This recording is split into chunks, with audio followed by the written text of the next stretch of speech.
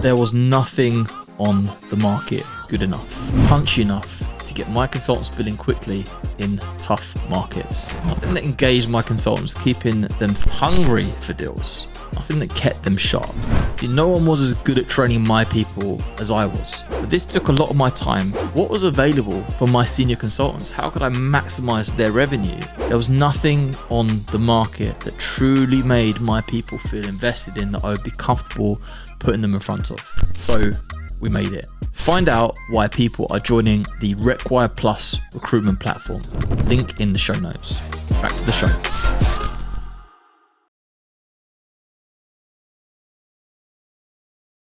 All right, welcome to the Recruiter Startup Podcast. I'm joined today by Ben Browning from Resonant. How are you today, sir?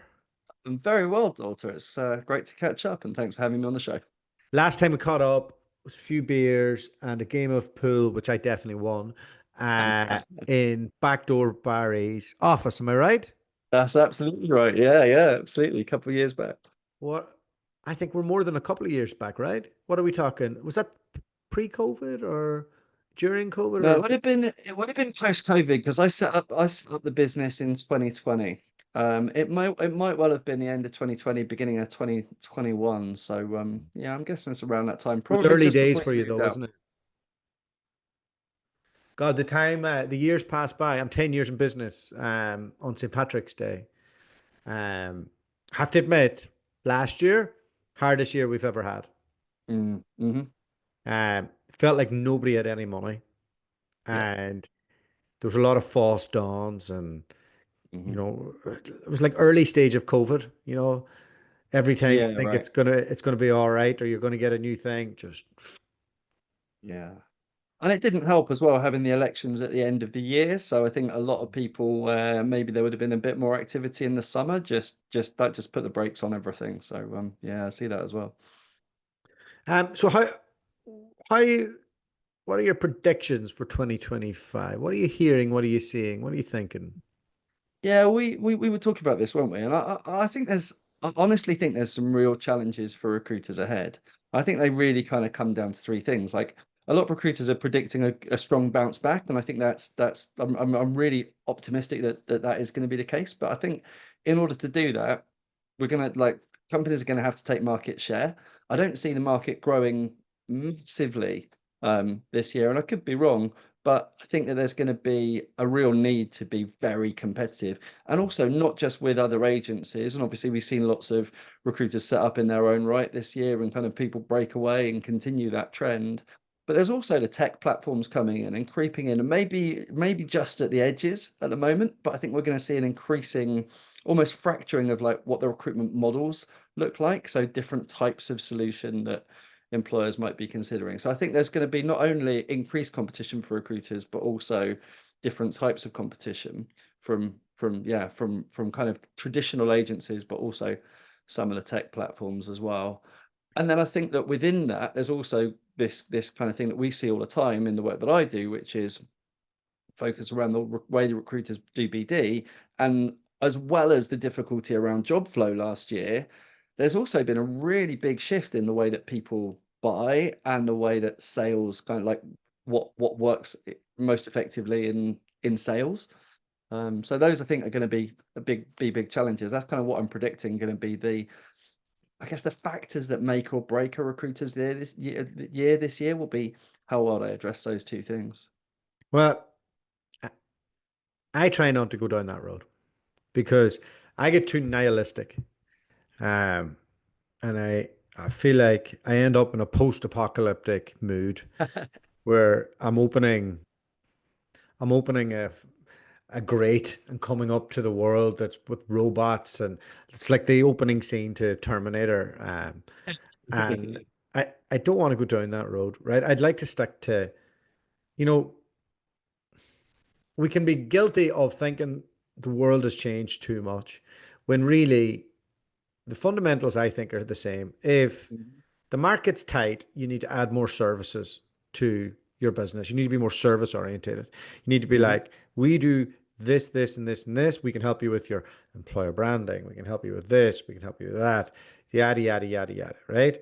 Mhm. Everybody, like, I can help you with your BD, all of that. When the market is flying, sure, all the gurus are going to be selling retained solutions again. Ah, Yeah, right. here's what we do. And then what'll happen, all those other bells and whistles, we don't actually need that. They just want the person. So I feel the market dynamics shifts what the services are. Mhm, When it comes to the tech out there and that, it's not there yet. mhm, It- like it's not there yet disrupting it. Now, one of the things that you find that I'm finding is automation used to work and it doesn't now to the same mhm. extent.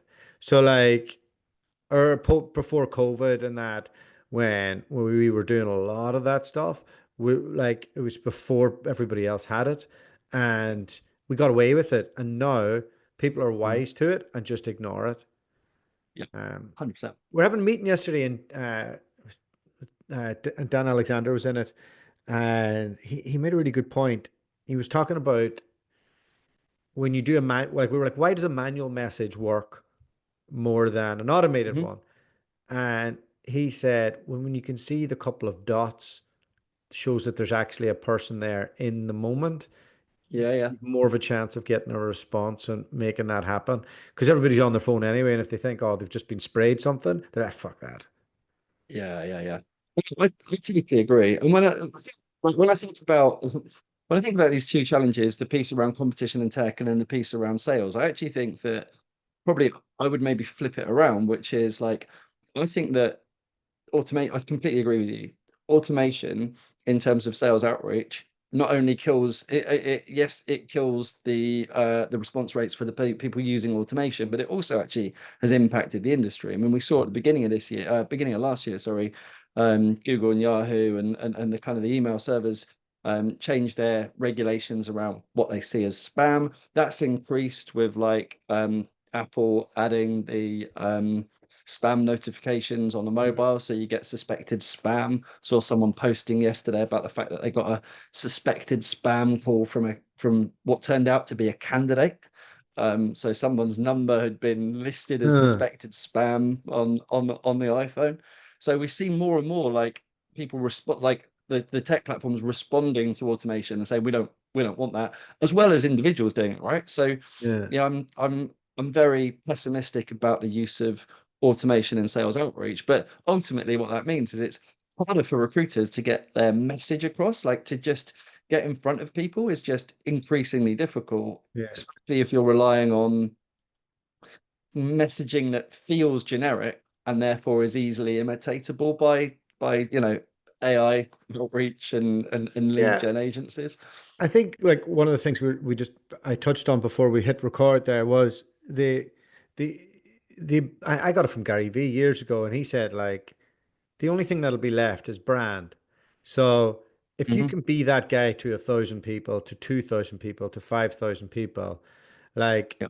if you can do that, then offering those people whatever you need to because you have trust Hmm. already is a lot easier than Yeah, if you have some magic beans that do something, yeah. right? Because in my experience with sales, it's you can have the best thing in the world. Like we've developed an amazing training platform and we've put in loads of work to it, and it's slowly working off its debt. It's got its core customers. It's fine, but it's not jumped out of the blocks in the way Yeah, that right. I assumed it would. Um, Hmm. and that's about some of it's about the way that we position it, get it out there, all of that. But but largely sales is about timing.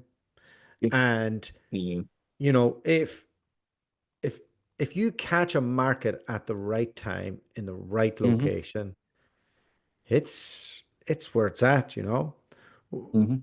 So It's also easy to believe though, right? That, particularly with the world of social media, obviously we see we kind of see the big wins and the overnight success stories, but like the reality is, running a business, growing a business, generating revenue is bloody hard. mm, Like, and I think that one of the reasons I'm cautious about 2025 is that when it's difficult, it's easy to look at job flow and say, yeah, like things will be better when the Mhm. market picks up. But there's also, of course, the responsibility to say, well, actually, you know what, whatever the conditions are, I'm gonna work in pursuit of excellence, and I'm gonna make I kind of quite into stoicism over the last couple of years, and there's this idea of it's a funny phrase. It's from the Latin. It's amor fati, which before anyone makes any conclusions, it is to do with loving fate, right? And knowing that whatever fate brings you is like the right thing for you. So there's that, but then there's also this idea of building your own fortune. So I kind of think, yeah, well, maybe fate last year dealt us a tough market and lower job flow than we might have been predicting at the beginning of 2024. But it's absolutely on us every day to take control of the controllables and to build our own fortune as a result. So Yeah, and look, if you want to look at the optimistic side of last year, I got rid of all the unnecessary cost to my business. mhm, I I like we are lean and mean, and we're still offering the same services mhm, because when you're in business for 10 years, like I am, across like three different recruitment businesses and this jiu-jitsu gym, mm, um, stuff creeps in, cost creeps in, right? And then yeah, yeah, before you know it, you're like, why did I make that decision? That doesn't make sense. And you're like, oh, well, we were flush with cash, and we wanted to make everybody happy and do the right thing, and all of this, and mhm, like, and then when you have a bad year, you're like, oh, Jesus. So it took it all out. So on the run on the way up this time, um, I'm not going to add in any incentives. I'm not going to add in any, like we have our core team. I'm not going to add any billers. I'm not going to add anything at all. mhm, Um, and I'm just going to make sure that everybody makes money and takes money home and takes care of themselves. yeah, right. Because that's ultimately what what matters whenever you don't realize it until the pot goes dry and you're like, oh man, Yeah. Well, this is scary. the hardest thing with that I've found is also then, frankly, like admitting not necessarily the mistakes, but actually, yeah, like sometimes it's about admitting the mistakes, but sometimes it's about recognizing where something isn't working. You know, Mhm. I have a real love-hate relationship with Recruiting Better, my podcast, right? I love the guests we bring on. I love the conversations I get to have off the back of it. But does it generate, can I directly track that back to revenue? Very, very difficult to do. Does it boost my brand? I don't know. Like the impressions aren't massive. How many The years people have you who done do it? end up becoming clients say Yeah. they've enjoyed listening to it. So maybe it's acting as a more kind of mid-funnel, bottom of funnel kind of catalyst. But Yeah. it's one of those tough decisions that I kind of have to make every quarter to say, do we keep going with it? Yeah, definitely. How many years have you done it? I've been doing it for 2 years, but Yeah. I think we're into like 30 something episodes. So it's been inconsistent for that exact Yeah. reason, you know? 30's not much. No. Like, um, and so like this is it's a long road, right? Um, the I suppose like I think I've done mine now for, I don't even know. What age is my son? Maybe 7 years. And I did it at I remember launching it. When was the start of COVID? Was that 7 years ago? No, 2019, it was 5 years ago. It was 2020, March 2020. March 2020. I was doing the podcast before, and I was doing it before that. Anyway, I was doing it before that. Do you know what? It was actually around the birth of my son, who's 7. Uh-huh. Um, and I remember I did it, and the business actually, we'd been traveling for a while, and we were still in that stage of not taking it too serious, all the rest. And I thought, oh, do you know what? Nobody's really doing a podcast. I had a look at it, and Hisham had done like an episode of his, and there was all these older people that had done one. And then I thought, you know what? I'm going to go on Hisham's podcast because I knew him. So I went on, and then I was like, well, that's all right. I'll just do one that's actually from an agency owner's perspective, somebody who actually Hmm. builds and is in it and does that. And there was nobody else who's done that at that stage. Yeah, right. And I remember my mum's like, "Why are you doing this? You're an idiot. Like you're trying to renovate a house. Your wife's not going to be able to work. You're doing that." And I was like, "Nah, listen, I just need to do this because if I get this right over a period of time, it'll add value." She thought I was mad. Um, and I'd say I did that for a few years, and then I met Andy, and then he just knew straight away. Listen, this could be turned into something, and Hmm. uh, I remember the moment. We were drinking wine. It was COVID. We were in another WhatsApp group, and I was like, I could do this way better. I could do this, this, this, this, this, like all of this here. Like I don't understand this. I've better clients. I've better network. I've better this. Like why are they not doing this? Why are they not doing this? And then the next day, boom, Required was formed. And if I didn't do that podcast, which led to that community last year with my cost base, I would have been out of business. Mm. Yeah, right. Right. So you don't you don't know until you know, right? So Yeah. uh it's a tricky one to get right. And because I would look at my views and stuff for the podcast, and it's not that massive anymore, but the people who listen to it spend money with me. Exactly it, right? Like, and this is what I'm saying. I kind of come back to with these sorts of decisions. It's less about. It's almost less about what's happening at the kind of the top of funnel piece, but then almost. Actually, the way that I think of the podcast now is that it improves my conversion rates. So I don't. I specifically and deliberately don't work with a huge number of clients each year. Last year we worked with 50 businesses. Um, And of those, I would say 30 are people who've directly said to me, you know, we really enjoy the podcast. Now, it isn't to say they wouldn't have bought if it hadn't been for the podcast, or, either way, very difficult to say, but it's definitely added something. And I suspect that it's the real kind of value is in that conversion rate. But it's So, evergreen so as yeah. well, right? So somebody could come across it at some stage and go, that's interesting. But when you work within the same micro niche that we both do, Hmm. um, you're gonna, if you find one thing, you're gonna find the next, and you're gonna find the next. And uh, I do think it adds value, but the consistency piece, right? So I go on and off doing it. I get bored of myself.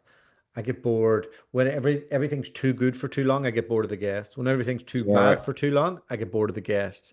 When I am not inspired by some element of learning something about my business, I get bored. So then I take Mm. a break from it. And then when I worked out of all the stuff I do, what's the key metric that could add benefit to building the community, building our Rec Direct business, and bringing in customers for the learning and development platform? It's me to do one podcast a day with somebody in the ecosystem or somebody that is a client, is a founder. Yeah, right. So if I can do that over a whole year, let's say I do 200, Mhm. that's 200 people. The people who influence it, who are not customers, perhaps they have 50 people each that have listened to that, and then maybe they come on. And then the other people, let's say it's 150, like potential buyers, they come on, they join the community, they get a feel for you. They can say, right, this guy's not just trying to shake me down. He's able to help me with this, this, and this. And I can come in, I can do this for free. Fine. And you just build and build and build and build and build. But it doesn't happen overnight, right? Yeah. Takes uh it takes a long time, and loads of times you're like, this isn't good enough. I'm not good enough at this. But then sometimes it all works out. Yeah. Yeah, I Yeah. know. Yeah. So Ben, you mentioned before we came on the Firefish report. Talk to me about some of the findings within that. Well, so, look, people had reached out to me to take a look at their data, and one of the things that was really interesting actually speaks back to our earlier point, right? Which is 30% of recruiters are predicting at least 25% growth in sales this year, which I think is a great statistic. We've actually run our own data on. So we've spoken to 500 recruitment businesses over the last 6 months. Actually, a little bit shorter than that. So the back end of last year, and we were asking them about their BD strategy and their approach to sales and how that's working out for them. And we broke that down in 7 areas. So we looked at their sales culture, what they believe about sales, how well they think they're doing in that kind of area, and how comfortable they are with their approach to sales. We looked at their systems, so how well they're tracking things and what systems they're using. We looked at their kind of training and development. We looked at their metrics, what KPIs they're looking at. And then we looked more tactically. The second set of things we looked at was more tactical around their positioning, how they're doing prospecting, and how they're approaching their closing strategy and negotiations. So with that So you 500 went from people, detail to big picture. exactly, yeah, Okay. exactly. I'd So like, normally do the opposite, but it kind of, I suppose that makes sense. yeah, I mean, look, this kind of reflects the playbooks that we build with our Yeah. clients, right? So we start our conversations always starts, my conversation with businesses always starts with, look, before we get into your sales tactics, before we get into your sales, the actionables that you're doing, like, what do your team think about selling? What do they believe about their role as a salesperson within the recruitment space? Like, how do they feel about BD? I mean, we found that, like, from the data we have, 57% of recruiters dislike the way they sell.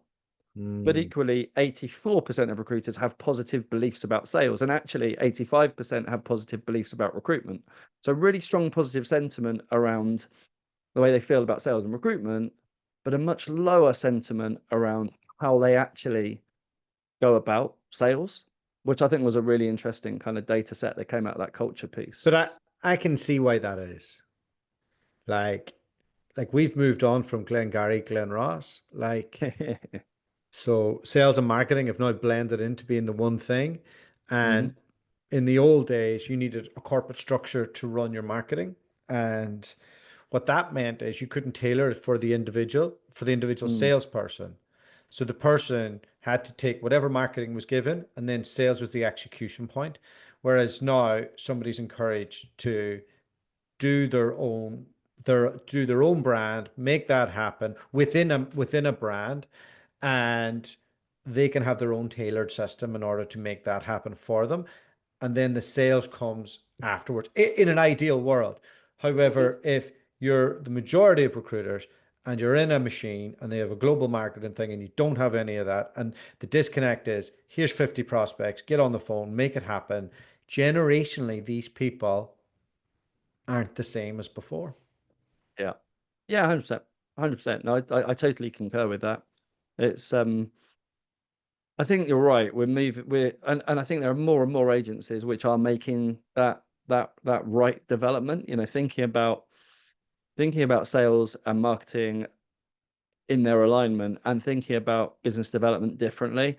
Obviously, I think we're also seeing a continued conversation, and I don't know how, I mean, it feels like it's been going on forever, but a continued conversation around the 180 360 piece. And of course, that creates a kind of a different relationship with BD, right? I mean, you've got Listen, some hunters and some farmers. So that stuff. So 180, 360, that debate, right? And I had this with Mike Games the other week. Uh, I fundamentally don't really agree with him on a lot of it, on having a conveyor belt and this and that. It really just depends on the specific business, right? So if you're a contract business, and you'll know more about this than me because that's you train people at Venn Group. Most big contracts are one account, two accounts, right? That person, they say they're 360, they're not really, right? True or false? yeah, right. Yeah. Yeah. Okay. So, and that BD person really is the manager, right? That's the person Hmm. that maybe has like 5, 6 major accounts, jumps in, manages the team, does that in an ideal world, right? Yeah. Yeah. Yeah. All right. If you are at a Page and a Walters and they have 4 major accounts, they have 10 accounts that are hot and cold, and then they have a prospecting list of 50 that you have to go after. You're 360, but you're in a soft seat 360, Yeah. All right. right? And I was in Hmm. that. and I thought I was like Mr. BD. I wasn't really when I look at it now, right? It was a soft enough seat, right? If you're in an executive search firm, you're going to have some oil boy at the top that owns all the relationships, and then a load of grunt work that's happening by somebody who wants to eventually get those relationships. If you are in a startup and it's perm or it's contract or whatever it is, it's going to be 360, right? Yeah. And then it works like that. Now, if your business gets to a stage where you have major accounts and it's contract, then maybe you might want that split. If you move to America, you might want that split from day one, because if you're going to try and hire Americans with experience, they're not going to have that 360 element.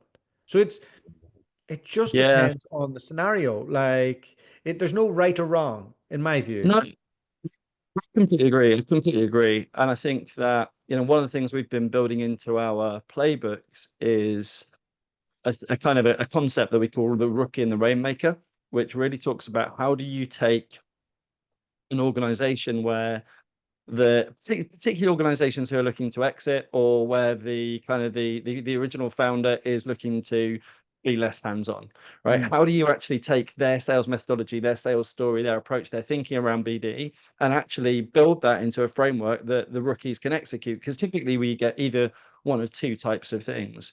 Either the rookies are given a very old school kind of training manual that the founder kind of used 10 years ago, which is no longer fit for purpose, or probably worse in some ways, the founder is trying to teach the rookies to do what they do. And it's like, I mean, at 43 years old with a bald head and a beard, I can have conversations with business leaders I couldn't have dreamt of at 20 years old. It's like, it's harsh, but it's kind of true. So we need to think about how do you take those stories and unpack them. But this also comes back to our data, which is, as I say, 57% of consultants say they dislike the way they sell. So what is that telling us about, about training? And when we looked at the data there, we then found that this probably isn't that much of a surprise, but only 17% of consultants get coaching on a weekly basis, and 32% of recruiters said that the training that they do get is based on a methodology that they understand. So from my perspective, where everything we teach around sales and build around sales is kind of systems and process first, so it's strategic and easy to follow, it would appear that for most consultants that isn't the case. They're being taught kind of tactics and individual instances, but not actually being developed in a strategic kind of way. Yeah, and most SME businesses or even small businesses, which I'm guessing is most of your clients, right? So those under 30 heads, those founders get greedy when they're hiring, right? So in any business, you have a system, right? Ideally, you start with a system and a process in mind, like McDonald's, right? But only in our business do we want to throw in a gourmet chef to a McDonald's process and expect that people will pay more for that one burger than they will for all the other burgers being churned out. Like it's not a great analogy, but you get what I'm getting at. So if you have 25 grads and they've all been trained the same way, and you have your culture and your ethos, and then somebody like me taps you on the shoulder and says, got $1 million biller, do you want them? And you go, yeah, fuck yeah, give me that shit. That's going to cost me, like, I'll pay him 50 grand, I'll make this. Brilliant. They're looking at the dollar sign straight away. That person comes in, starts doing something different. Three other people start looking at that. Oh, you made $1 million, I'm going to follow you, I'm not going to listen to the manager. And straight away you have a system that's kind of working, kind of not, and then your data doesn't work, and then your training doesn't work, and you don't have one way of doing things. Now, those businesses work if they're sub 10 people, they're working from home, they're almost semi autonomous, and there's no training brand new people in from scratch. They don't work when there's a hybrid of all of these things. Yeah, It's hard. 100%. You have to get your hiring right as much as you have to get your training right. That's exactly right. I mean, it's why it's honestly like it's why, and I don't know whether we've caught up since, but like it's why I pivoted away from training. It's why I pivoted away from kind of skills development and into working with business leaders, recruiting business leaders to help them design their sales processes and really get control of that, because I see that as being a really big gap. And like, it's always an interesting reflection. I've got the humility to say that, I think I was a pretty good trainer, like got really good feedback across the industry, the businesses we did work with, businesses I did work with, had really good kind of experience, as you say, working at Venn Group, working at Robert Half when I started out in recruitment as well. So a really good kind of background. But no matter what we were doing, even with the quality of the training we were delivering, the lack of stickiness just made me question whether like skills development was necessarily the full piece of the pie. And I think when you look at sales enablement in other areas, when you look at kind of other industries, always difficult to compare recruitment to anything else, of course. But sales enablement is much more than just looking at sales skills and training. It's looking at the whole kind of, as I say, process design, playbook build out, the whole GTM strategy is as important as the tactics. And I think in recruitment, we kind of, as you say, partly because of greed, and it's perhaps a cheaper, easier, quicker fix to throw a consultant on some training than it is to look at the way the business does sales. But I think for most businesses right now, and particularly again, coming right back to the start of the conversation with the challenges we're facing, there is a question to answer around how up to date, how relevant, how consistent is that sales strategy across the business. Yeah, no, and I think from your own perspective too, like if you're honest, it's more interesting for you.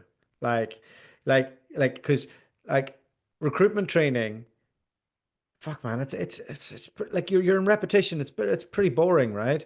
Yeah, right. But if you're somebody who can go in and pull apart a business and then give them a new strategic plan and then challenge them on each stage of the way, and you know that if you've turned the needle in this business, it's actually going to make a monstrous difference. And like that's not me taking away from the trainer's role and that. It's just you're 43 now, right? You've been a trainer for a very long time. So if you do that, there's only so much gas I think you could have in the tank to talk about the same fundamentals over and over and over again before you go, do you know what? Might be a bit more interesting to work a little bit further up the food chain and see what I can develop myself. Yeah, I think that's right. I think that's right. I mean, look, I love training, and I think that it is absolutely essential to a growing business. But you're right, there are some really interesting conversations that I get involved in now. And again, this is the other thing I've been talking about. I've got some sessions coming up over the next few weeks where we're talking about budgets for 2025. People who have set aside training budget for 2025. One of my real experiences over the last couple of years has been that people tend to invest once they've built out a playbook, once they've got a sales process in place, they end up spending less on training. Now, the playbook process build out is not a cheap process, and it shouldn't be, because it's the right, it's a significant investment of time and effort to get it right.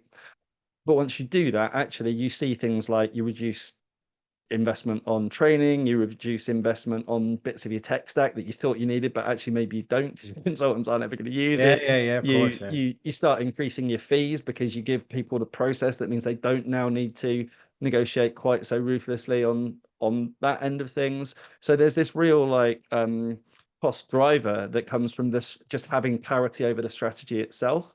So yeah, I think it's quite an interesting point to it as well. Before we finish up, can you tell us a little bit of your thing that you're doing on the state of sales recruitment, your 35 questions?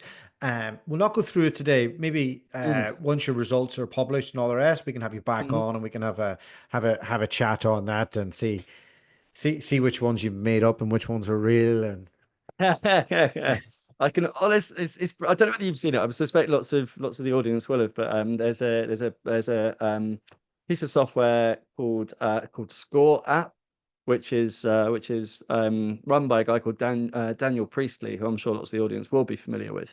And Score app is a great program where you can just set it up, 3 questions in, and it spits out a report at the end. So we set this up as a bit of a lead magnet, because we wanted to see who was interested in it. But we got to the point where we had hundreds of people replying. We've had over 500 responses. and the data that we have is all pulled directly from those responses. It's really interesting. I didn't want this. I've kind of done it a little bit today, but I didn't want the whole kind of data report to be about supporting my agenda about where I think recruitment business leaders should invest. So I've tried to keep that to a minimum, but I have invited Neil Carberry from the REC. I've invited Dougie Lone from Sourcewell. I've invited other CROs from across the industry, and crucially, recruiters as well, to provide their observations on the data. So we're just waiting on some commentary from a couple of people around that. Once we've got those, the report will be produced. And as I say, much less about me kind of selling my agenda or narrative, but much more about, look, here's the data. What do people think about it? And just trying to kind of get some kind of conversation going around what exactly is happening with business development in 2025. Awesome. All right. Thank you so much for coming on today. We'll get you back on whenever we get all the data from that and see what is up. All right. Where can everybody find you? Yeah, predominantly on LinkedIn. So you can either head over to Ben Browning REC on LinkedIn, or you can head to our website, which is beresonant.co.uk, and I'll get you all the links so you can put them in the show notes. Lovely.